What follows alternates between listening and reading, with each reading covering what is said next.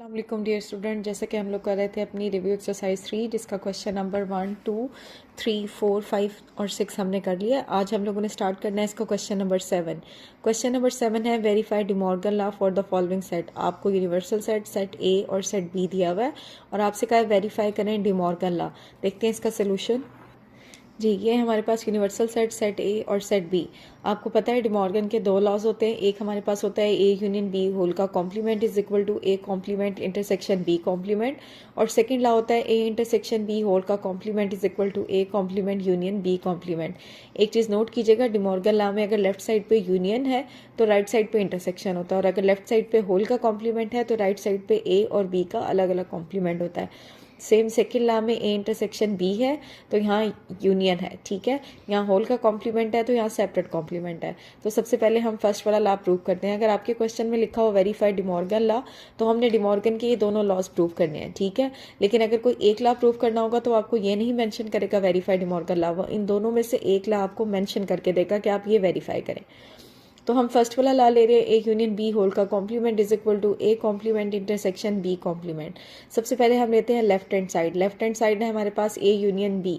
हमने set A union set B लिखा है। सेट ए में आप नोट करें आपके पास सेट 2, 4, 6 मीन इवन नंबर है, और सेट बी में हमारे पास 1, 3, 5 मीन 19 ये हमारे पास ऑड नंबर है। हम ले रहे हैं इन दोनों का यूनियन, तो यूनियन में सारे नंबर आते हैं अरेंज होकर, तो आपके पास आंसर आ जाएगा 1, 2, 3, 4, 5 अप टू 20।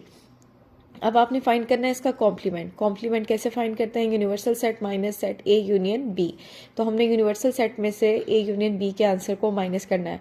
अब अगर आप नोट करें जो एलिमेंट्स आपके यूनिवर्सल सेट में है वही ए यूनियन बी में है, तो इट मीन यूनिवर्सल सेट का कोई भी ऐसा मेंबर या एलिमेंट नहीं है जो सेट ए यूनियन बी में ना हो। तो इसके आंसर में हमारे पास आएगा एम्प्टी सेट, मीन कुछ भी आपके पास ऐसा नहीं है यूनिवर्सल सेट में जो आगे वाले सेट में ना हो। तो इसका आंसर है हमारे पास 5। हमारी लेफ्ट हैंड साइड कंप्लीट हो गई है। अब हम जाएंगे राइट हैंड साइड में। राइट हैंड साइड है A complement intersection B complement.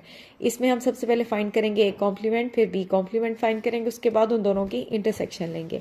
तो ए कॉम्प्लीमेंट हमारे पास होता है यूनिवर्सल सेट माइनस सेट ए।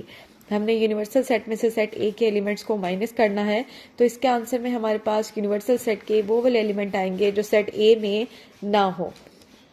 जी, अब आप नोट करें सेट यू में हमारे पास 1 है लेकिन सेट ए में 1 नहीं है, तो इसलिए हमारे पास आंसर में 1 आ जाएगा।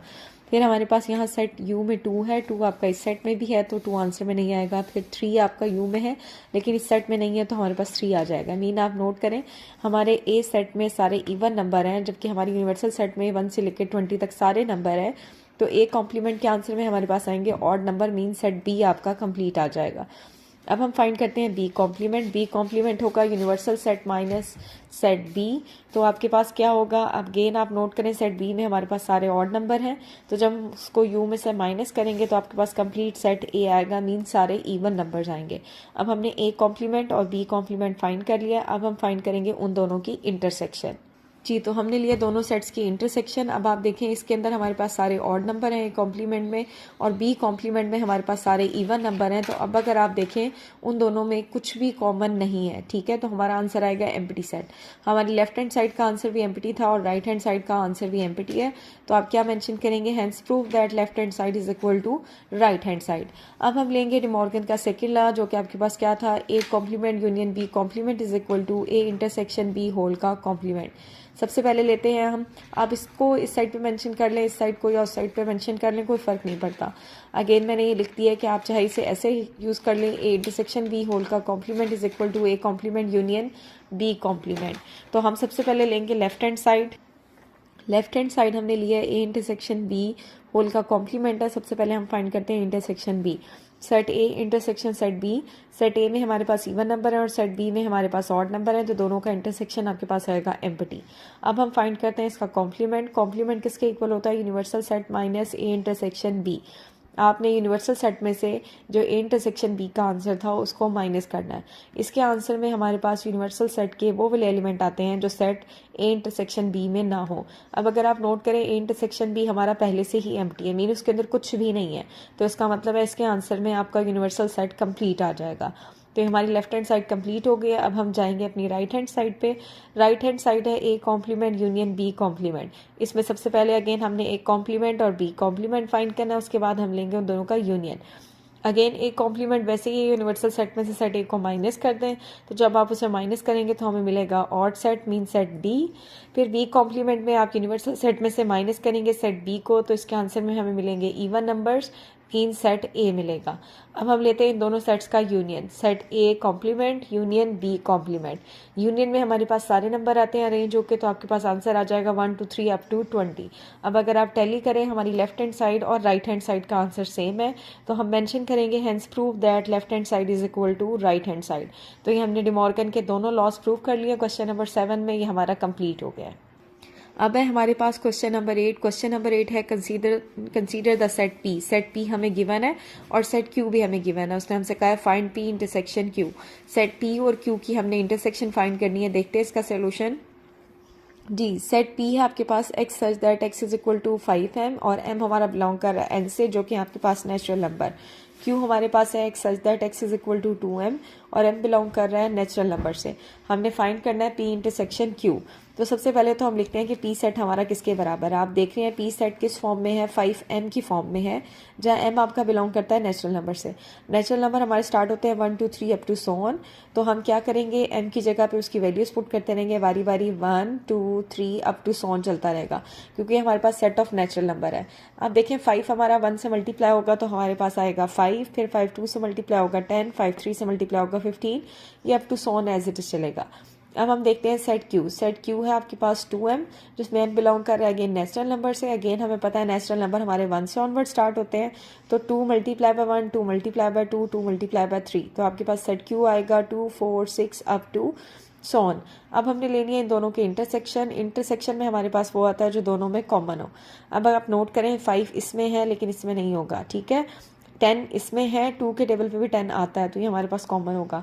15 आपके पास 2 के टेबल पे नहीं आता। अब आप यहाँ नोट करें, यहाँ 5 का टेबल चल रहा है और यहाँ 2 का टेबल चल रहा है, ठीक है। तो 15 2 पे डिविजिबल नहीं है। उसके बाद 15 के बाद नेक्स्ट यहाँ 20 आएगा, 20 2 पे डिविजिबल है, फिर 30 होगा, फिर 40 अप टू सो ऑन। तो पी इंटरसेक्शन क्यू का आंसर है 10 20 30 40 अप टू सो ऑन।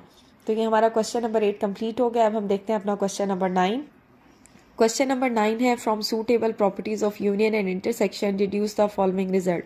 वो कहते हैं कि आपने सूटेबल प्रॉपर्टीज यूनियन और इंटरसेक्शन की इस्तेमाल करके इन प्रॉपर्टीज को फुलफिल करना है, मीन लेफ्ट हैंड साइड को राइट हैंड साइड के इक्वल प्रूव करना है। तो देखते हैं इसका सोल्यूशन। जी, तो सबसे पहले ले रहे हैं हम फर्स्ट पार्ट। फर्स्ट पार्ट है आपके पास A intersection A union B is equal to A union A intersection B. इसमें सबसे पहले हम लेते हैं left hand side. Left hand side है आपके पास A intersection A union B. अब आप देखें यहाँ इंटरसेक्शन है और यहाँ यूनियन है, दोनों जो का साइन डिफरेंट है, तो हमने कौन से वाला लॉ यूज़ करना है, हमने यूज़ करना है distributive law of intersection over union. ये है वो law, distributive law of union over intersection over union, जो कि हमारे पास किसके इक्वल होता है, A intersection B union A intersection C. तो हम ये डिस्ट्रीब्यूटिव लॉ अप्लाई करते हैं अपनी लेफ्ट हैंड साइड पे, जो कि हमारे पास ओपन होकर आएगा A intersection A complement union A intersection B complement. अब आप सेट ए के साथ ही इंटरसेक्शन लेंगे तो आंसर हमारे पास आएगा सेट ए ही, ठीक है, यूनियन ए इंटरसेक्शन बी। अब आप चेक करें तो ये हमारा राइट हैंड साइड के इक्वल है, ठीक है। तो hence prove that left hand side is equal to right hand side. अब हम देखते हैं इसका सेकंड पार्ट। सेकंड पार्ट है A union A intersection B is equal to A intersection A union B. Again हम सबसे पहले लेते हैं left hand side, again by using this law. यहाँ हम यूज कर रहे हैं distributive law of union over intersection, जो कि आपके पास होता है A union B intersection A union C. Left hand side पे मैंने ये लॉ ओपन कर दिया, तो हमारे पास आया A union A intersection A union B. अब आप सेट ए का ए के साथ ही यूनियन लेंगे तो आंसर हमें हमारे पास सेट ए ही आएगा, इंटरसेक्शन ए यूनियन बी। ये क्या हमारा राइट हैंड साइड के इक्वल है, तो hence prove that left hand side is equal to right hand side. तो ये हमारी रिव्यू एक्सरसाइज का क्वेश्चन नंबर 7 8 9 हो गया है। Thank you so much, but don't forget to subscribe the channel for more videos.